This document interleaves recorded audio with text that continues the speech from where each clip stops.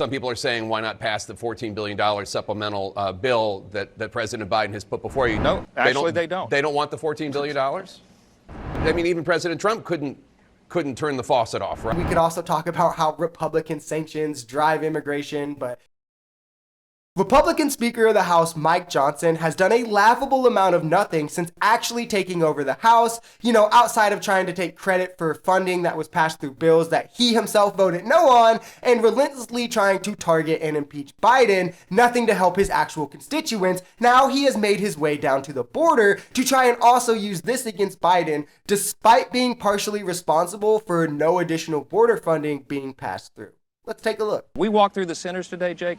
It would make the average American citizen cry to see what's happening here, and it must stop. Right, which is why some people are saying, why not pass the $14 billion supplemental bill that President Biden has put before you to at least try to help with some of these issues. That won't solve. That won't solve any of the problems no. I just articulated. Right, that won't do a darn thing. Well, No. I'm sure the people, the Border Patrol agents that you're with think it might do something, at least in terms of making their job a little easier for the next month or so. No, actually they don't. They don't want the $14 billion? No. I just quoted to you the deputy chief of the U.S. Border Patrol, and he said he doesn't need more buckets. In other words, he doesn't need more personnel to handle the flow. He needs to turn the flow off. That's what we're talking about. This is not about sending more money down here. It's about changing the policy, and the White House seems not to understand that. Yeah, but I mean, even President Trump couldn't turn the faucet off, right? I mean, yikes. And this isn't even the worst shutdown that Tapper has in this interview.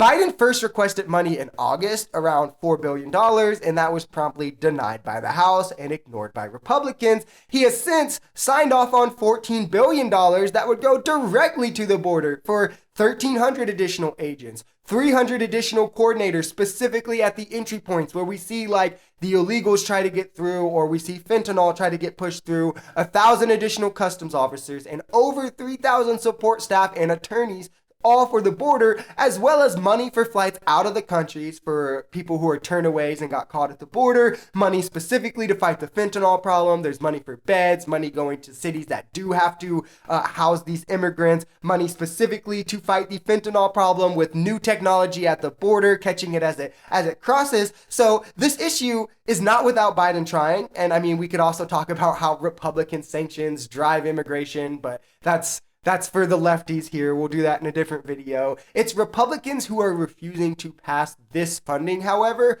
that then want to point at Biden and saying, haha, it's you. And the reasons are twofold. One, they don't want to give any aid to Ukraine. It's just fuck Ukraine as far as Republicans are concerned. And also, they don't want to pass any aid that Biden can then use as fuel going into the election. They would rather keep that back, allow their constituents, their people, their voting base to suffer and have to deal with the effects of these problems rather than alleviate it and give Biden some sort of a political win going into this election. Over 300 known terrorists apprehended at the border trying to come in. We don't know how many evaded capture and detection. They're in the country, potentially setting up terrorist cells everywhere. Just one note on the terrorist thing. There aren't hundreds of known terrorists getting into the country. There are people whose identity have been flagged on a certain database. I just don't want people out there thinking that 200 members of Hamas have flown into the country and we don't even know about it. It's a little bit more complicated. Jake, I'm not saying that it's not serious. I'm just saying these aren't necessarily terrorists. Now, this is another statistic that Republicans try to throw around solely to strike fear.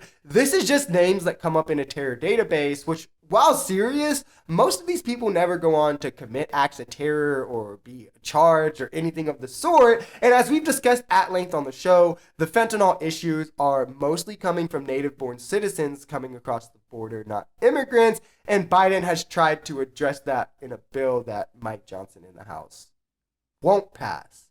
So how is that Biden's fault? Make it make sense. If you enjoyed this video, we're Social Society. We're a commentary channel influenced by politics, society, and the economy. We are pretty left-leaning on this channel, but we're open to our right-wingers as well. The biggest thing here is having conversations that get everyone to the bottom of the truth. If that sounds like something that could interest you, consider smashing that subscribe button, leaving us a like, or even commenting on this video, because the only way we become a society is together.